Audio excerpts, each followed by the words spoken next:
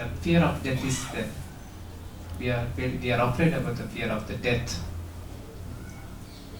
So when we are traveling or when we doing some activities or when we are sick, the fear of death is there, even though we are hearing so many instructions, how to overcome that.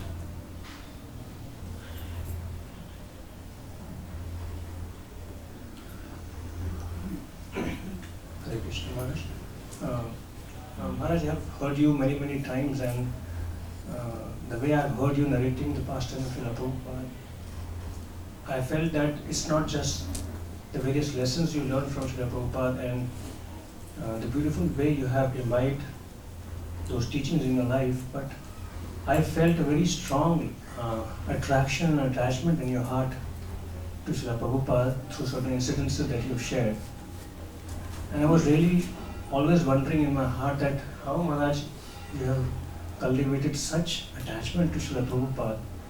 So, if you could share how we can make our attachment to our spiritual master substantial, rather than being just some sentimental based on some externalities, how it can be really substantial, because as we hear from the teaching of Srila Prabhupada that the progress of in our spiritual life depends on the instructions we follow of our spiritual master. So to follow the instructions, there has to be a strong attachment to the personality of the spiritual master. So how we can make that relationship substantial? Because I see that in your personal life, so I'm very inspired to hear realized words from you on that subject matter.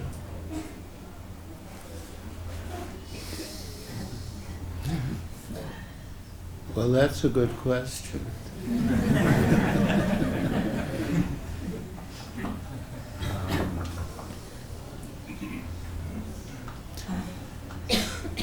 May I ask a lighthearted question? I'm friends with the devotees that compiled the information for the Srila Prabhupada Lilamrita, and whenever they couldn't put anything in the Lilamrita unless something was verified, and so they would hear things sometimes they couldn't put in. But it was known that if you had the best recollection of Srila Prabhupada's pastimes, and if they heard anything that you repeated it, they considered it verified. So my specific question is, when you started in Boston, Srila Satsvarup Maharaj was translating for Srila Prabhupada Krishna, if I heard this correctly.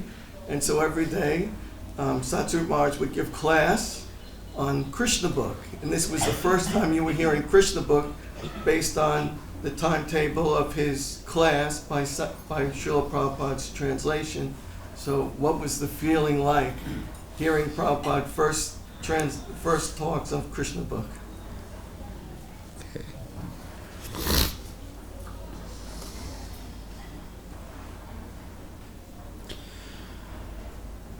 Hare Krishna. So, I think everything begins from faith. Rupa Goswami says, Ado Shraddha. And that faith comes from association.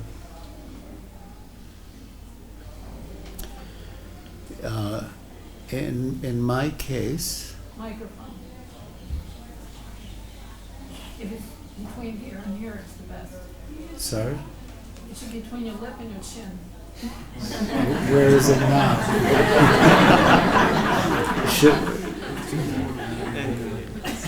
Close. Negligible.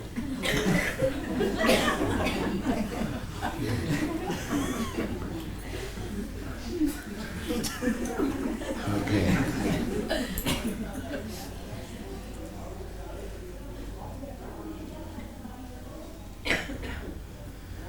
So I had been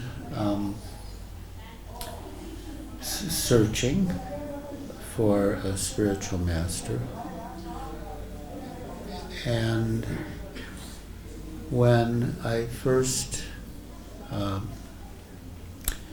visited the temple and got a chance to hear from Srila Prabhupada and inquire of him.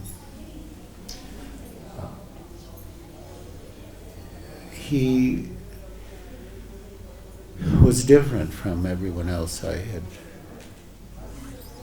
met so far, especially because everyone else, and there were quite a few,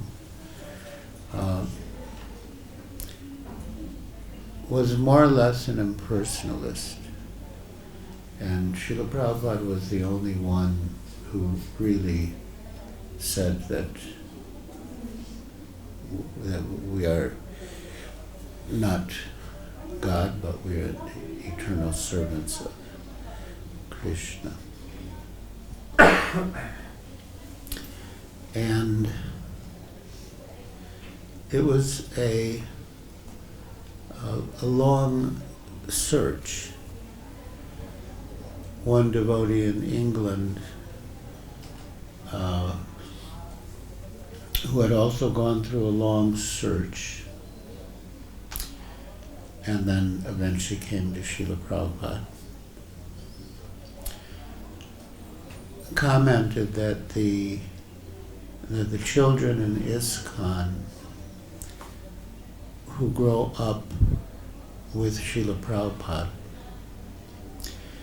don't know how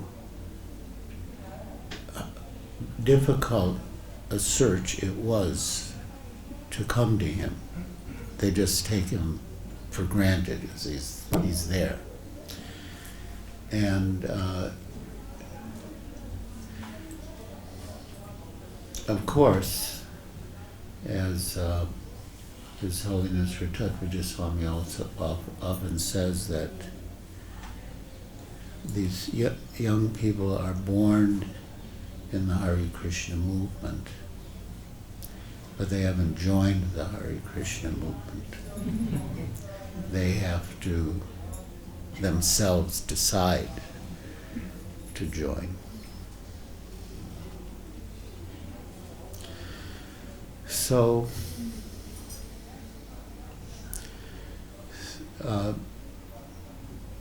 even then, I was just receiving all the instructions on the philosophy and practice of Bhakti Yoga and was following.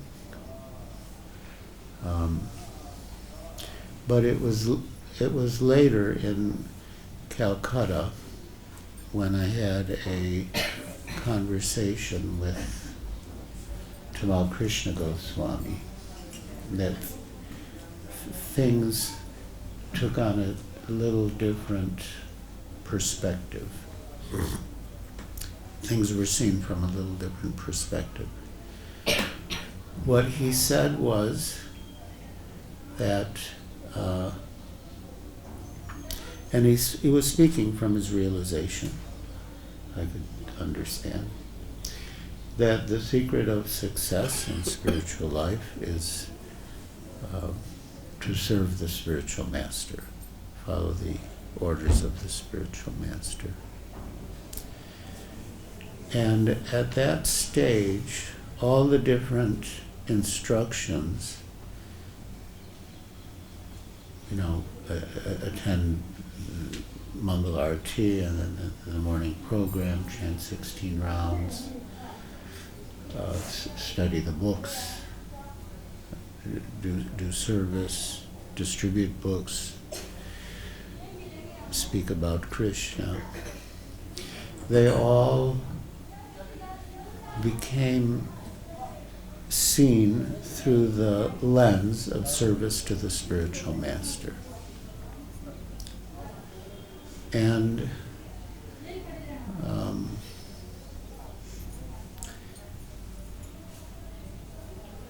that was the highest consideration in any decision.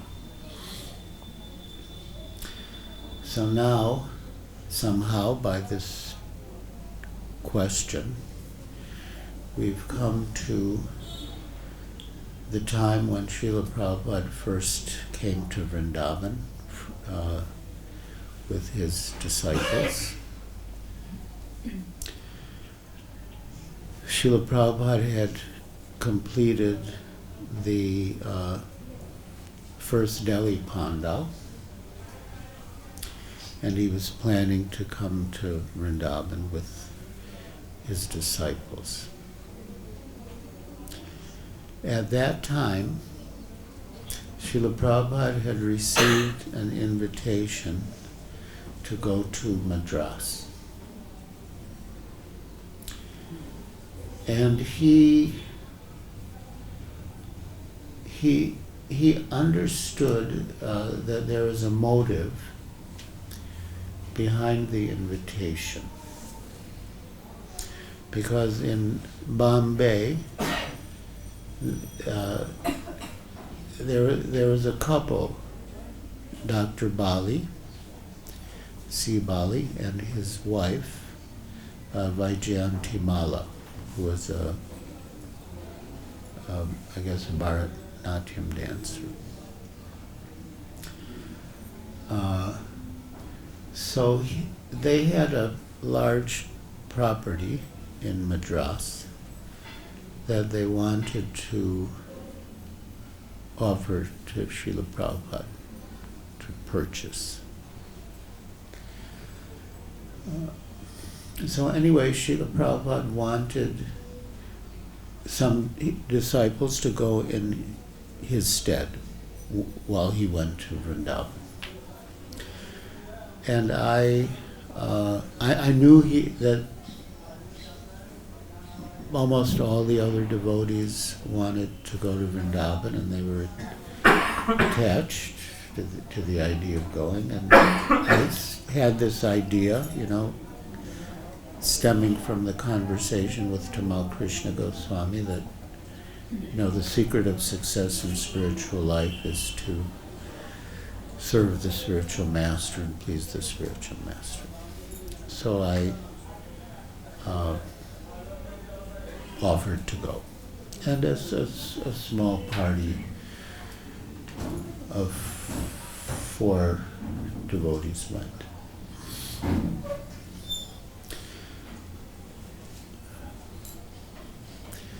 Then, one thing led to another, and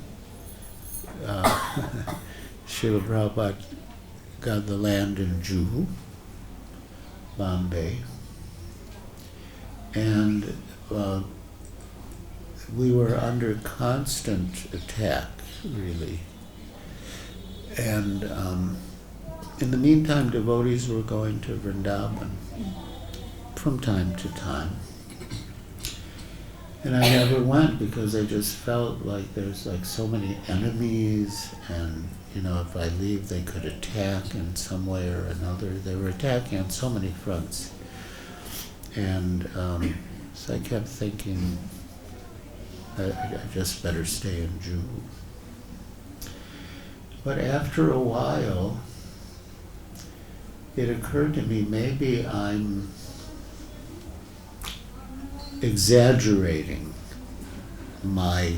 the importance of my presence in Juhu. Maybe I'm just, thinking that things depend on me more than they actually do. It's just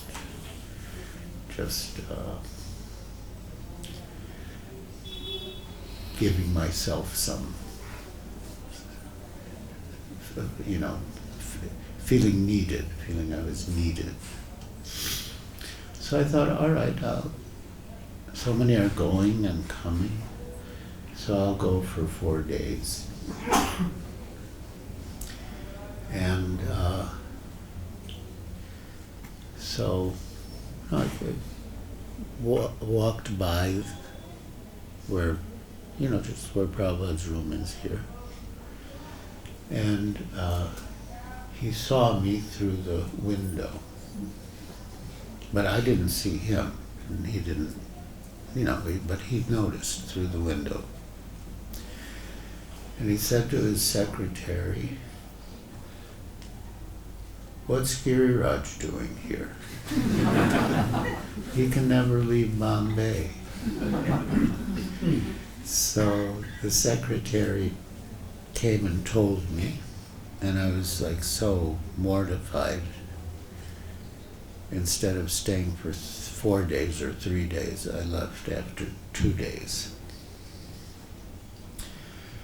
So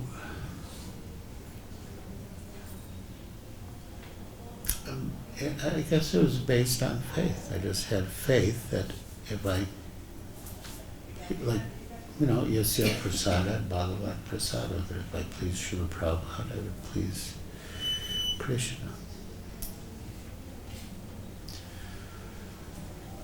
As far as how to cultivate that, well, I think it was, when I look back on it, it was a natural process, but in a way you could say it was a way of cultivating it. And that was to associate with people in a similar mood. Of course, that early, well, I shouldn't say everyone in the early groups who came, but many in the early group were extremely attached to Srila Prabhupada. And so, yeah, I think I was always drawn to people who were attached to Srila Prabhupada, and that also served to enhance my own attachment.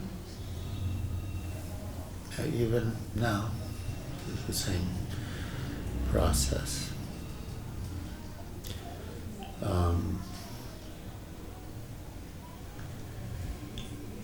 Associating with like-minded devotees.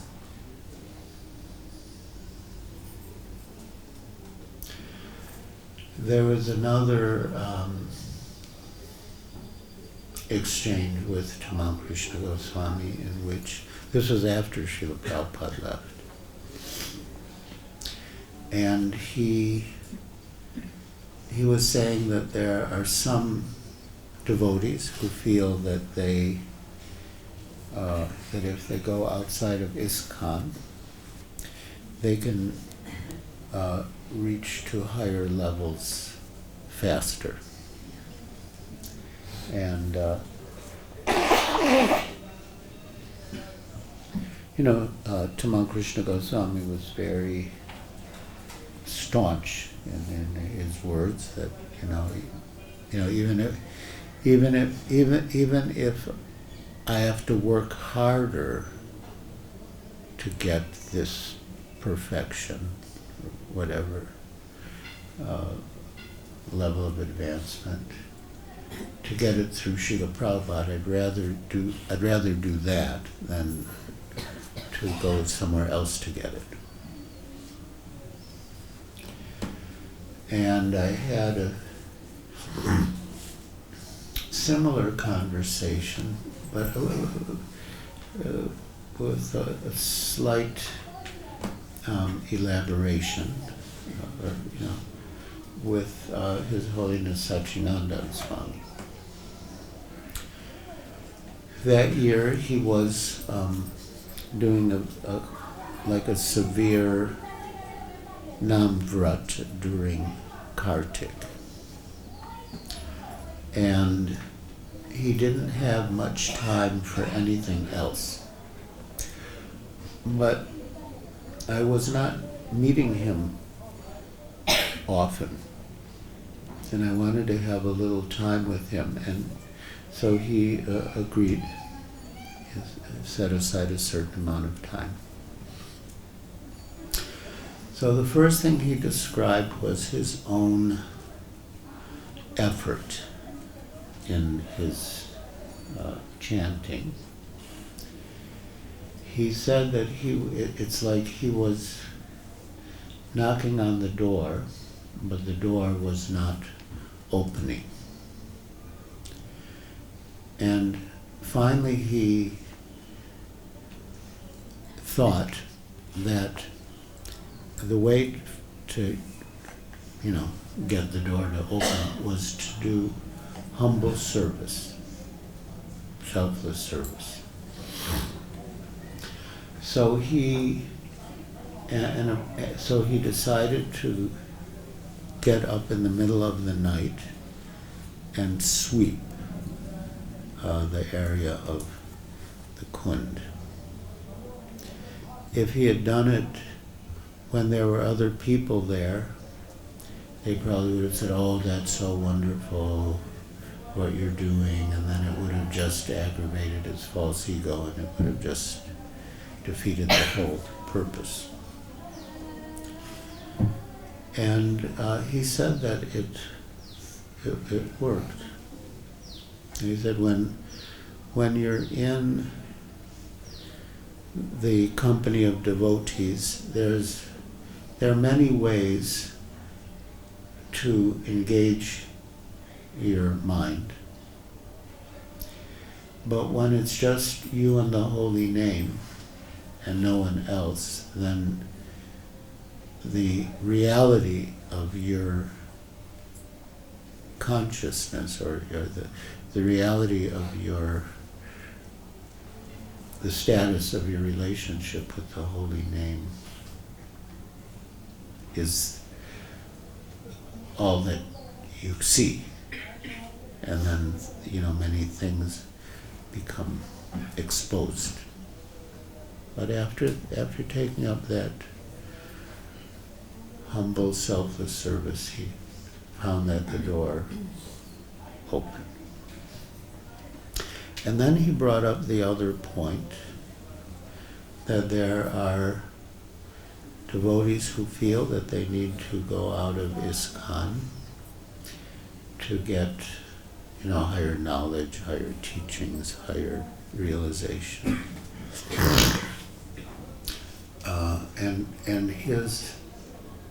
And that's also there in the Bhakti Rasamrita Sindhu. One of the 5 most potent items of devotional service is sadhu sangha, which is defined as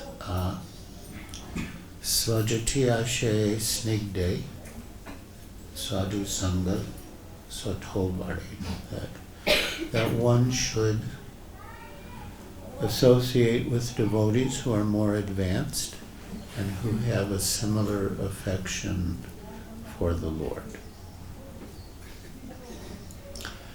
So he was noting that some people felt that to get the association of more advanced devotees, they had to go outside ISKCON. But he said that the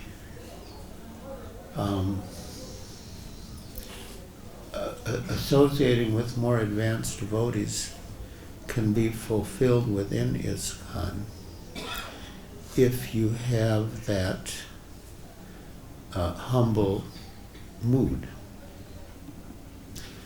that others are more advanced than you, and you can learn from them. And the differences may not be like, you go outside ISKCON, you meet someone who, of course we're getting pretty old ourselves, but at that time, it's like older, born in India, knew Sanskrit, different differences in external qualifications. And amongst us, there were no such, dramatic distinctions. But Satchidananda Swami said, like at that time he gave the example that, and it was true what he said about me, that I was thinking that Satchidananda Swami is more advanced than I am. So I can learn from him and I can benefit if I serve him. And then he said that he was thinking that I was more advanced than he was, and he could learn by hearing from me and serving me. And in that way, one is getting the association of more advanced devotees by being humble. You know, and the opposite is like being proud. You know, like, oh, there's no one here is good enough for me, and I have to go somewhere else, where I'll be one of the select few that's anyway. That could be a mentality. So, yeah, I think it's been shown or proven by many devotees that by following Srila Prabhupada's instructions, they can advance in Krishna consciousness.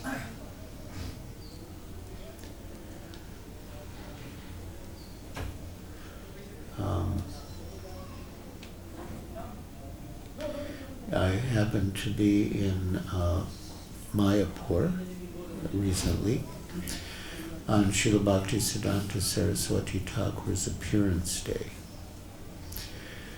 And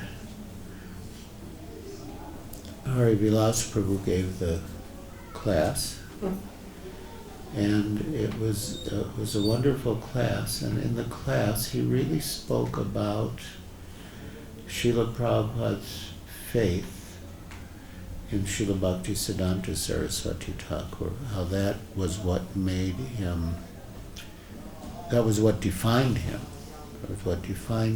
His faith in the instructions of his spiritual master. So that is our line, that's the example that Srila Prabhupada gave us, example and precept. And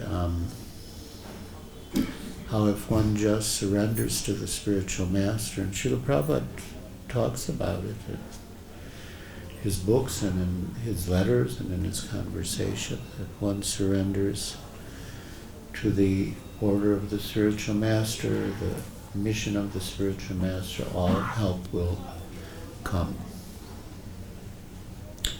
And he gave some examples from his own experience. He was in Paris, and Srila Prabhupada was coming. And they had no money.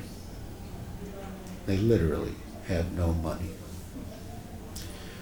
So the night before Srila Prabhupada was due to arrive, he couldn't sleep. He just kept going over in his mind, what is going to happen when Srila Prabhupada comes and we have no money? He said, I can hitchhike to the airport and be there. But then how do we get Prabhupada back to the temple? I can't hitchhike with Srila Prabhupada. And then there's no money for boga, there's no money for flowers, there's just no money. So after a restless night, he woke up very early and he went into the temple room to chant. And while he was chanting, he noticed a brown paper bag. So he opened it up, and as he described it, he saw more money in that paper bag than he'd ever seen in his whole life. So he picked it up and put a chadar around him and continued chanting. He's like in so much anxiety, like he said he was sweating because he was afraid that the owner of the paper bag might come back and ask for it. So he had it under his chadar. He was like chanting and sweating and worrying. And then, Mangalarti came and went. No one came for the bag. And the morning program was completed and no one asked for it. So then finally at 11, he decided, okay, no one's coming for it, and this is meant for Srila Prabhupada's service. So, okay, you buy flowers, you buy boga, you hired a taxi, and everything went well. So he gave that as an example in the context of his talk of how, by serving the spiritual master, which Srila Prabhupada showed to the extreme just by coming to America, that, Krishna helps, or the superior authorities help. Then he told another story that might have been 1973. It was his first visit to Vrindavan. And it was like a construction site. It was 74. It was 74. And it was Srila Prabhupada's Vyasa Puja, and different devotees. Well, at that time, huh? Maybe it was 73. Okay. He thought it was 73.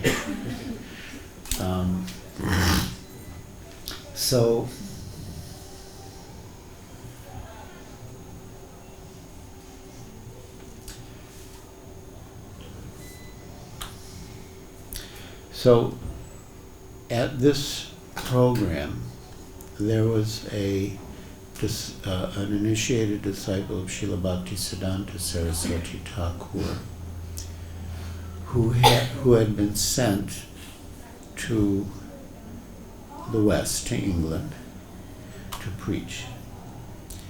And the Gaudiya Math was sending a huge amount of money every month to support his preaching.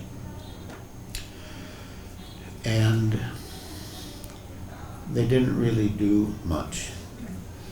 And so Srila Bhaktisiddhanta called them back. And that devotee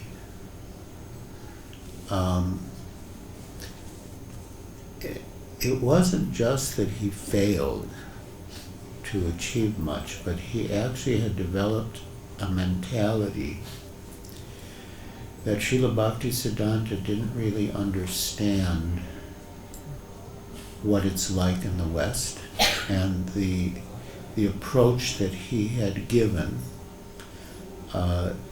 didn't really work. And they needed like a new approach, a different approach. And so Hari Vilas Prabhu was very aware of that history. And it just so happened that when he came in 1973, that person was present. That person who had gone to England and had been called back was present. Now,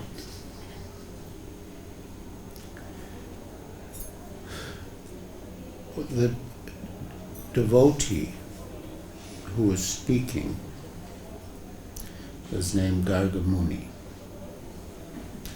And Gargamuni was talking about the history of preaching in the West and how Srila Prabhupada was the only one who had faith in his spiritual master's orders.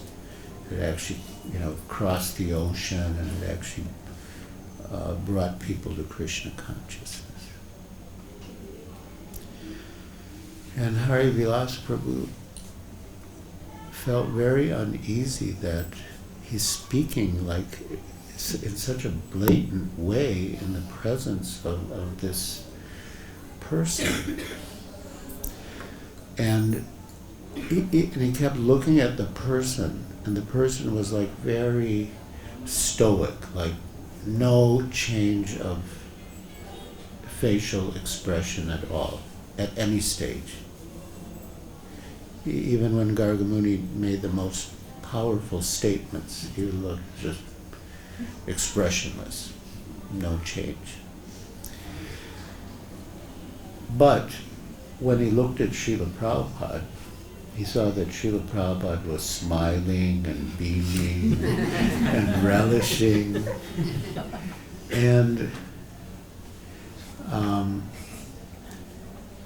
And within himself he felt, I wish that one day I could speak like that, without any fear, and just, glorify my spiritual master and please my spiritual master. And finally, after everything, that other devotee stood up, because it was an occasion, he had to say something. He said, it cannot be denied that Swami Maharaj has done significant service.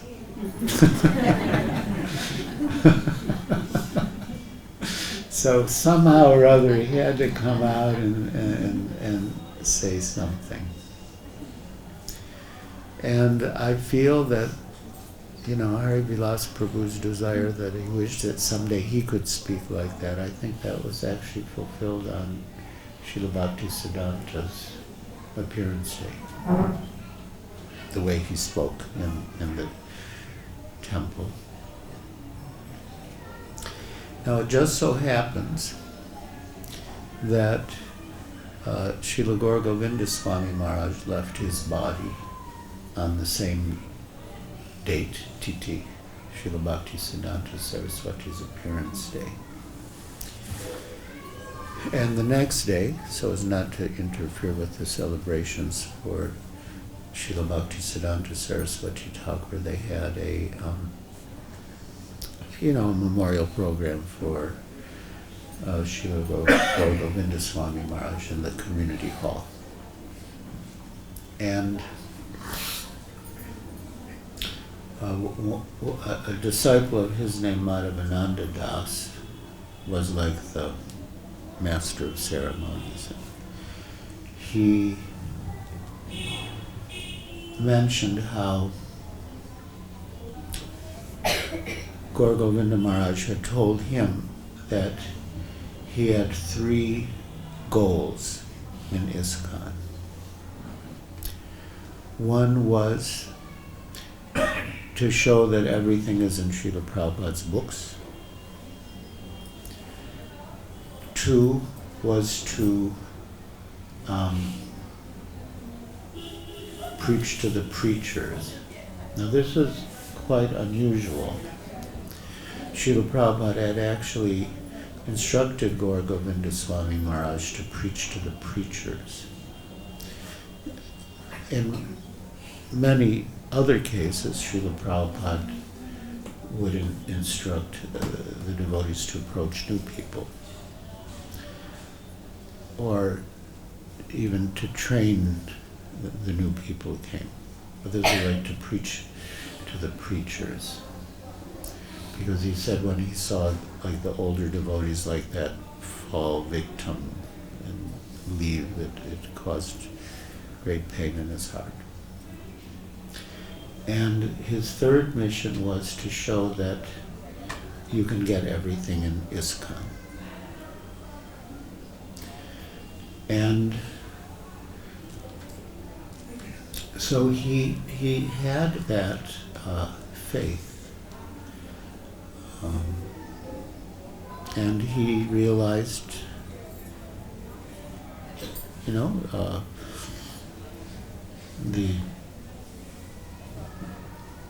higher levels of Krishna consciousness, basically by following Srila Prabhupada's instructions. Now someone asked him that you quote things in your lectures that are not in Srila Prabhupada's books, so how are you establishing that everything's in Srila Prabhupada's books. And he said that, Srila Prabhupada's books are alive, and by reading them, you may get some instruction or information, and then along with it you may get some inspiration or some direction to look somewhere else for more information on the same subject, more details in support of the same principles. And that of course could be, but it depends on the sincerity, I would say. It depends on the sincerity. And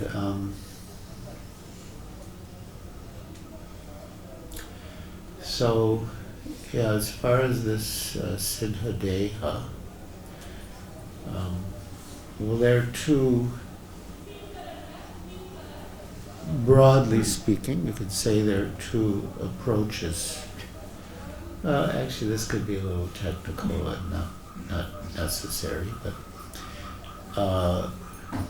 so someone approached Srila Prabhupada very near the end in Mayapur, sort of saying, Swamiji, you're going to be leaving soon, and how will I get my Siddha Deha, like perfected spiritual body? And Srila Prabhupada said, don't worry about that. Just follow my instructions. When the time comes, I will take care of it. So, I'm not sure exactly what you have in mind, but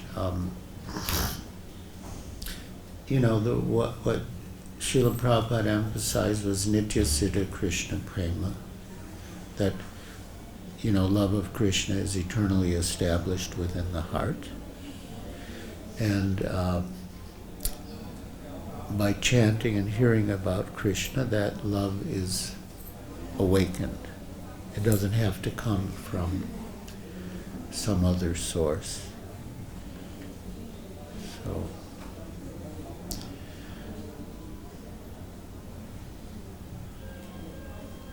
but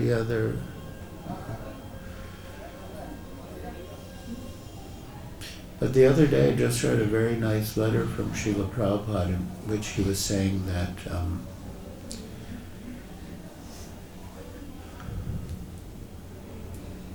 neophyte devotees have the tendency to blame their difficulties on the situation they're in. And he said, actually, the problem is not with the situation that they're in, but the problem is within them, that they are not Krishna conscious. We're in the material world. There are always going to be dualities wherever we go. But the real thing is us, that we should be Krishna conscious. And then he said, our duty is just to follow the instructions of Krishna, and that a pure devotee isn't even worried about liberation. He just follows the instructions of Krishna and depends on Krishna. So,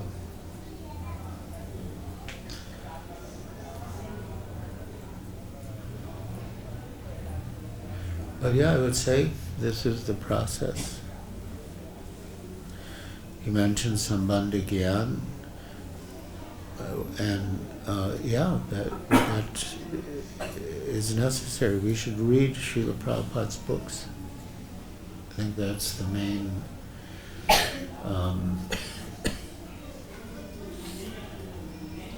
source of knowledge for us. It should be. And from that you get Sambandhagya and everything. There's like so much in his books.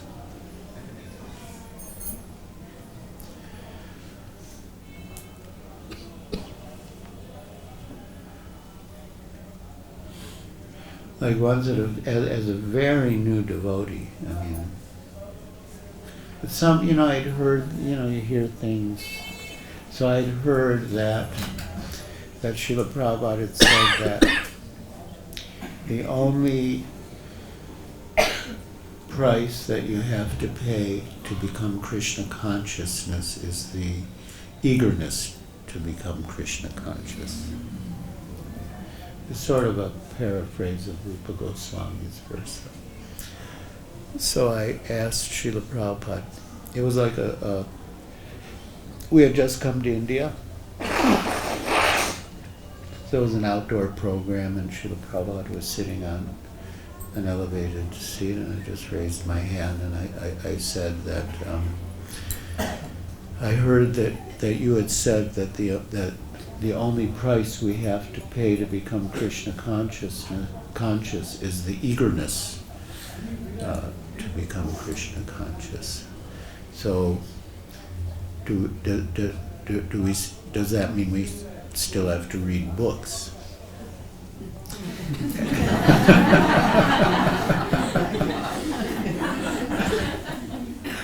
And Srila Prabhupada replied that if you're eager, then why would you not read the books? So,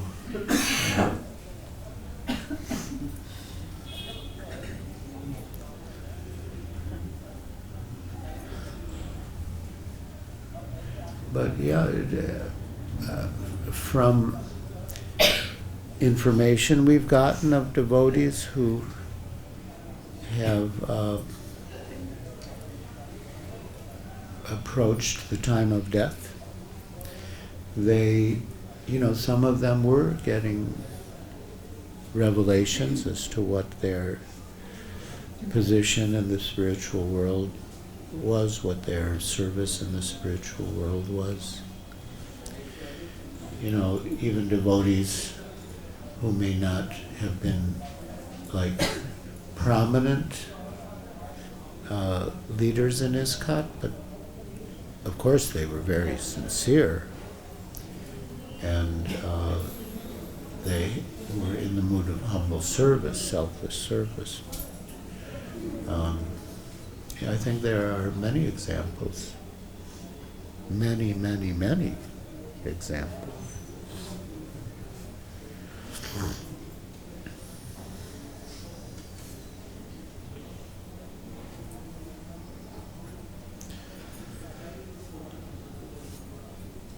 And a number of devotees I've started to notice recently have reported how they don't suffer pain. I mean, they should be suffering pain according to their physical condition, but they're not, because the deities are just taking away the pain, or the higher authorities are taking away the pain.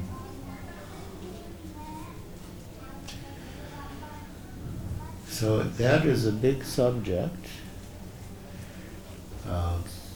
preparing for the time of death or facing the time of death. But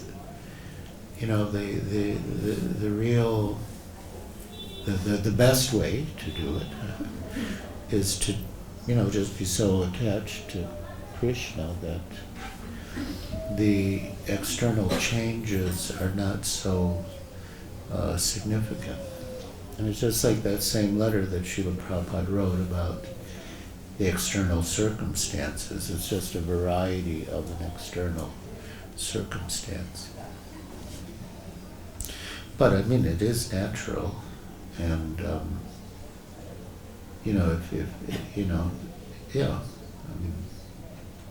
it's natural.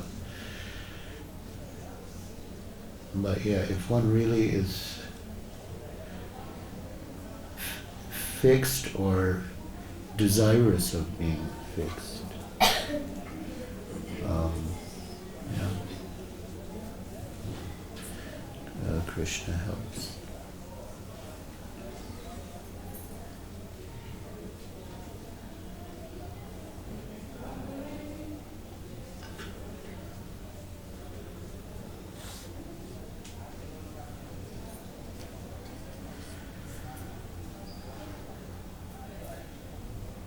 I mean, can be related to the question of pain, which is also a big question. Borijan Prabhu said that one of the problems with pain is that we label it as pain and as something that we want to avoid. Whereas if we just accept it as Krishna's mercy without labeling it as pain to be avoided, then we can experience it in a different way and actually experience Krishna through it. And, he cited the verse, Tatenu Kamhamsu Samikshamana, that while tolerating the painful effects of one's past activities, one continues to serve Krishna with body, mind, and words. So that tolerating can involve just like letting go of that, letting go of fighting it, and just accepting it. And so some devotees have also reported that in that process, they can experience the presence of Krishna in the pain by accepting it and not fighting it.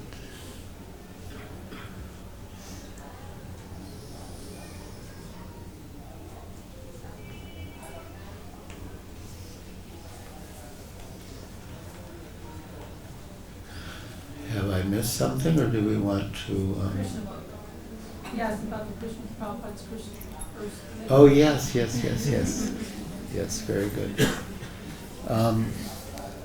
Well, that's true. I mean, what I said about not taking Srila Prabhupada for granted, because it was such a struggle for many of us to find him after looking for so long in so many places. So the same applies to the books. We have all the books, but we may take them for granted and not even read them. When I joined, there were two published books. The abridged Bhagavad Gita as it is, and the teachings of Lord Chaitanya. And I think there were might have been some copies of Easy Journey to Other Planets from India.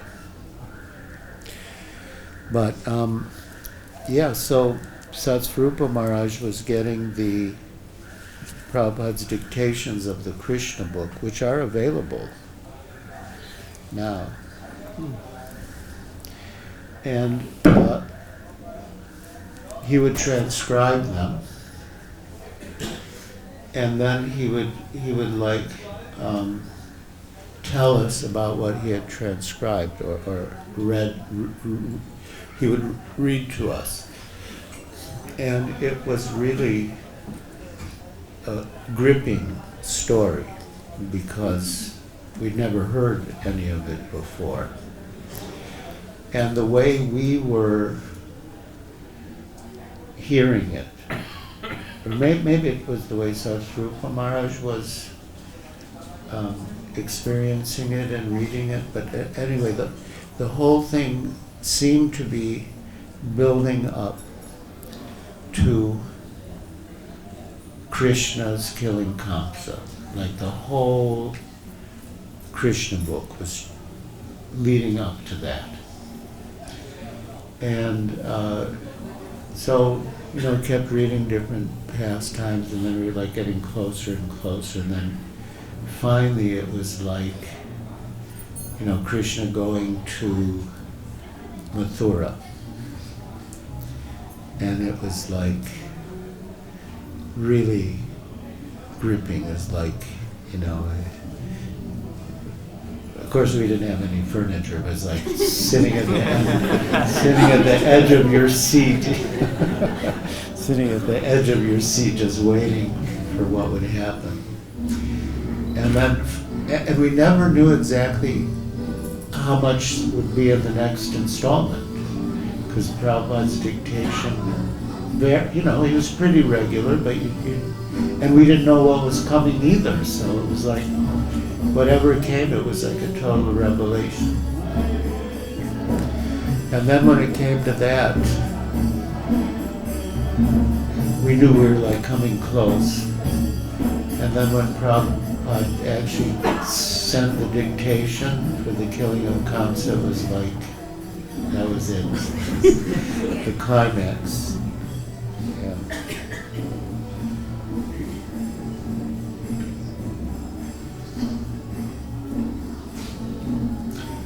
So, any new questions or comments?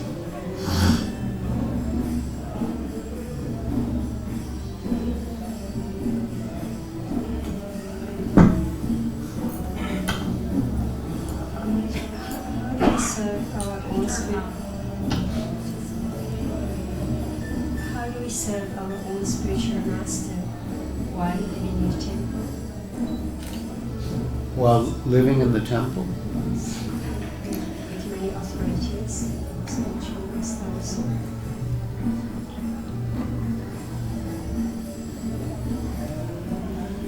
Well, the way to serve the spiritual master anywhere is to follow his instructions. And, Srila Prabhupada told us to cooperate with the temple authorities, and I would hope that most spiritual masters do the same thing, tell their disciples to cooperate with the temple authorities.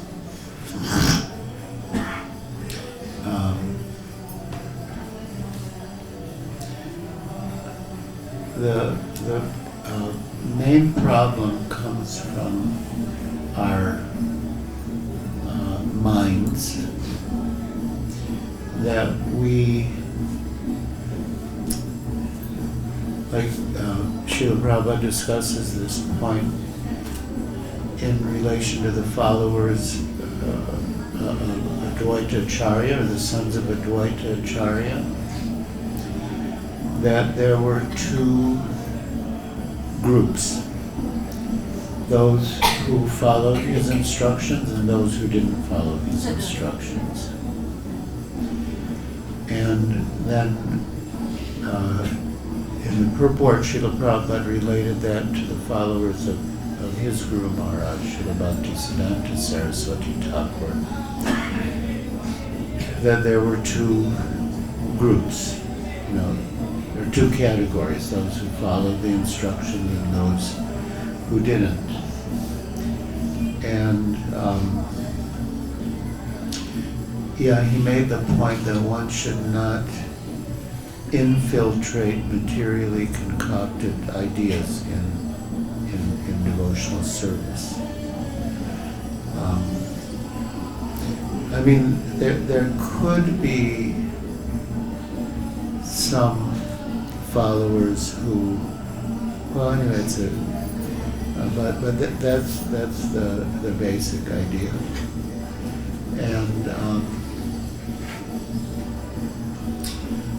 if there's a difference of instruction between the, I'll give my own example. So when we were in Indore, Srila Prabhupada got the latest issue, Back to Godhead, which contained an article written by me about Guru, the first article I ever wrote. I wrote it in Boston, but by the time it was published, I was in India. And Srila Prabhupada read the article, and he called me in and he said, I've read your article, and it's very nice, and you should write. You should take up writing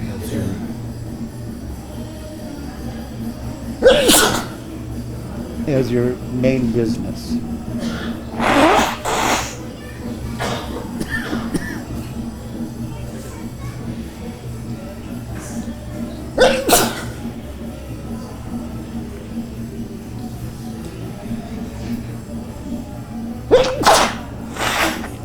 He said, so you can travel with me and I will train you. So then there was a